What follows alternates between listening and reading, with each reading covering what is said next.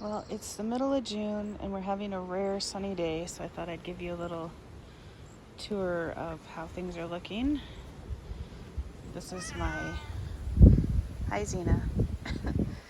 This is my herb. I've got cilantro, parsley, and chives.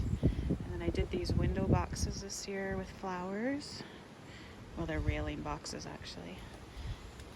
I've got a new basil in there. There's my other one. They look quite pretty. They're getting way too much rain, but. And then this is my Japanese red maple that I planted in memory of my friend Sheila. And it's doing quite well. And if you come over here, you can see our ivy that covers the cisterns is just insanely lush this year. And then we've got a little lemon balm hillside, and then that's our ornamental cherry tree, which was covered in blossoms this year. We've got Jurassic size ferns going down this side, which I absolutely love, and a little meadow of buttercups and wildflowers.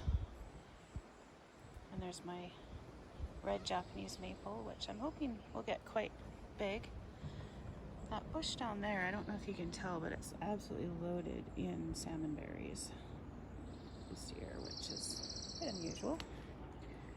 If we go down the stairs, you can see our two plum trees and these ginormous ferns, which are just absolutely gorgeous this year. They love the rain. And then we've been working on our herb border.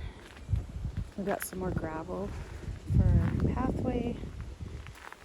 We planted a new chocolate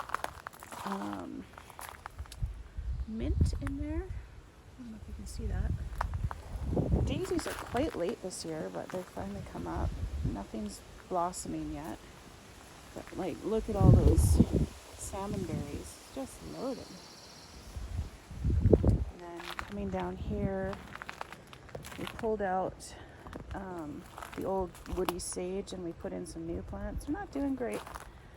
They're very little. Xander wants to say hello. Hi, Xander. Hi, Xander. Good boy. And then we put down some mushroom compost to hold back the grass. We're going to put in these blue flowers that are ground cover. They should spread quite a bit. You can't really see it because of the fern, but. And then we put in new thyme and oregano. And then I've got a creeping red thyme over here. This is my trouble child, my rhododendron, which I've had about 3 years and has never flowered. But this is the first year we've had this much new growth on it, so I'm hopeful. Fortunately, the foxgloves are not liking the cold, wet weather. They're looking pretty gnarly this year.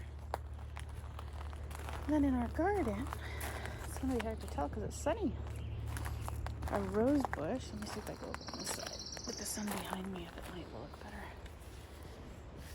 We planted in some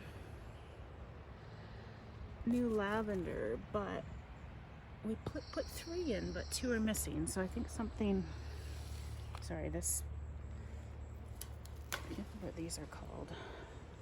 They're sticky.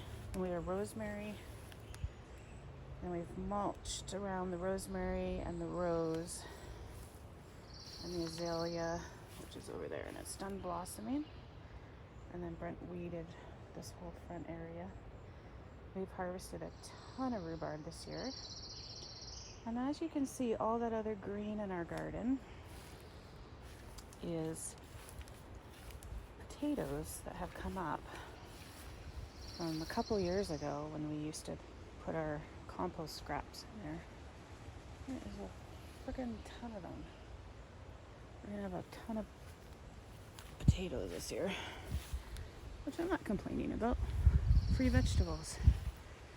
So this section over here was all tulips.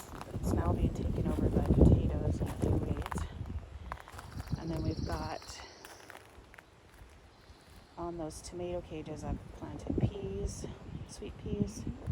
And then I've got 3 zucchini plants kind of in between. And these are all wildflower starts that I put in. That haven't really done much yet this year. I think just because it's been so cold and wet and miserable, but I don't know. Our plum tree's looking very pretty. And then over here, we got a load of mulch that we're using in different areas.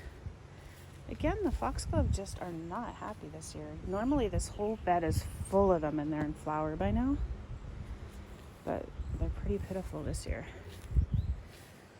When you come up here, this used to be the old stairs. And now it's just these absolutely gorgeous ferns. This is a kinnick bush and ivy and more ferns. And then we planted these bamboo that my friend Judy let us dig up. And they're spreading up the hill, which I'm super happy about. Because this is where those trees fell down. And then if you look up, look at that beautiful forest behind our house. Absolutely gorgeous. I love keeping this part of our yard just wild. And like, look at this big mossy rock. This is a spot we're planning to put in some new arbutus in the fall. And then there's a lilac bush here that I stupidly took the fence down. The deer completely demolished, stripped it clean, and now it's come back. So this is all new growth. And it's covered by wildflowers, buttercups, and these, I don't know if anyone knows what these little purple flowers are, but they're so pretty. What those are. And of course weeds. And then this area over here is all wild blackberries beyond the grass. And then on this area, we've just transplanted like lemon balm and irises, and we've got another kinnick bush. And we want to put a apple tree, probably about right here, right in the center at some point, because it does get really nice afternoon sun. And then this area where Xander's standing is going to be kept a little bit more manicured so that we can set up tents. It's pretty much the only flat area in our yard. But it's a lovely spot to set up a tent and have a little camping area for visiting family. But isn't that just so pretty? Absolutely love our little forest and how wild we can just let it be. One of our projects coming up is we need to sand that door, get rid of all the rust, and paint it a pretty color. But loving our yard this year. The rain has made everything so incredibly green and lush. And this is a little driftwood arch that we made. We're trying to get ivy to grow up, but the deer keep eating it. They're our nemesis. But look how beautiful that is. So that's my yard in middle of June 2022.